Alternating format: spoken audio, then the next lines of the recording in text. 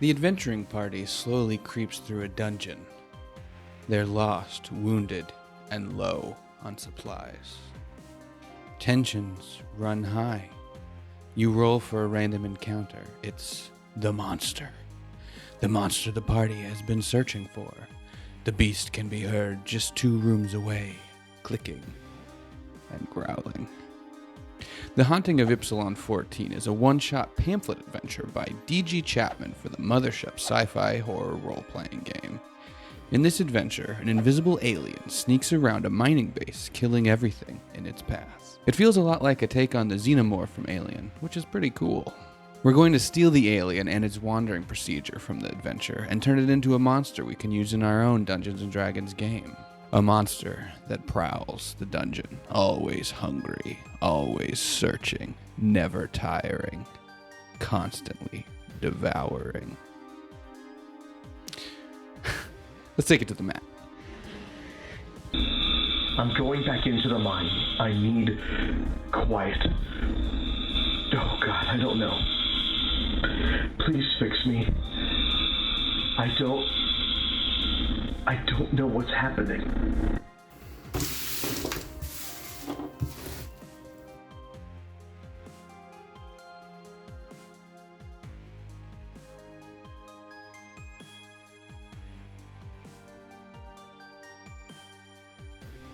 First, the monster. There are several key things we need to emulate in our monster design.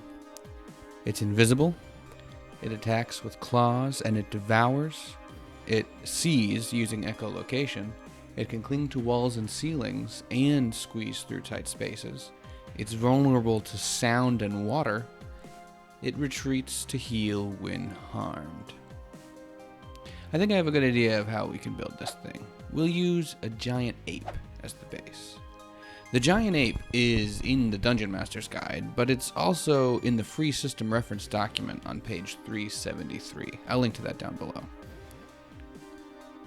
We'll make it large instead of huge, and an aberration instead of a beast. Yeah, that feels right to me. Its AC and HP are right about what we're looking for, so are its ability scores. For senses, we'll give it blind sight of 120 feet.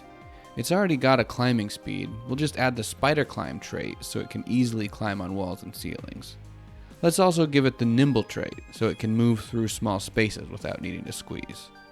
But it also has the echolocation trait so it can't use blind sight while deafened. It has invisibility as if the greater invisibility spell was cast on it. And it has sound sensitivity and hydrophobia, giving it disadvantage on attack rolls around loud noises and water.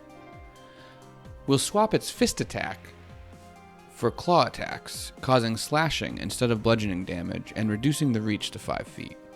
And we'll give it a special attack, Devour, which it can make on a grappled creature, dealing 76 piercing damage, completely devouring a creature that's brought to 0 hit points. Perfect. Now for the interesting part, the monster movement procedures.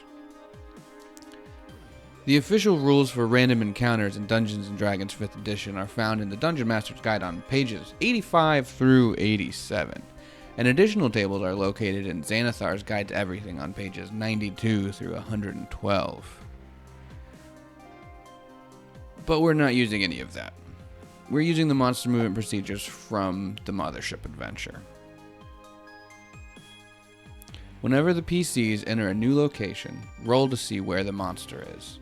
The highest face of the die should correspond to the number of rooms in the dungeon. There are 10 locations in the Haunting of Ypsilon 14, hence the D10. We'll sketch out a quick 6-room dungeon for demonstration purposes. Each time the PCs enter a new room, we'll roll a d6 to see where the monster is. Let's say the PCs have just entered room 2, and we rolled a 3 on our d6. The monster is in the next room. Since it uses echolocation, the PCs would have a chance to hear it clicking away in there. It would then be up to them whether they wanted to enter the next room or retreat and find another way. Suppose instead of a 3, we rolled a 5, and there are goblins in room 5. The PCs may or may not hear a struggle, but once they enter the room, they'll see goblin parts strewn about and blood.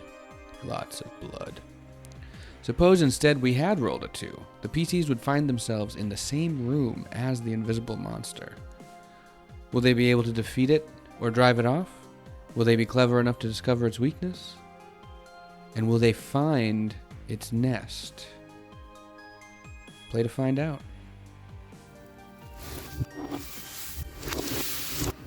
There you have it.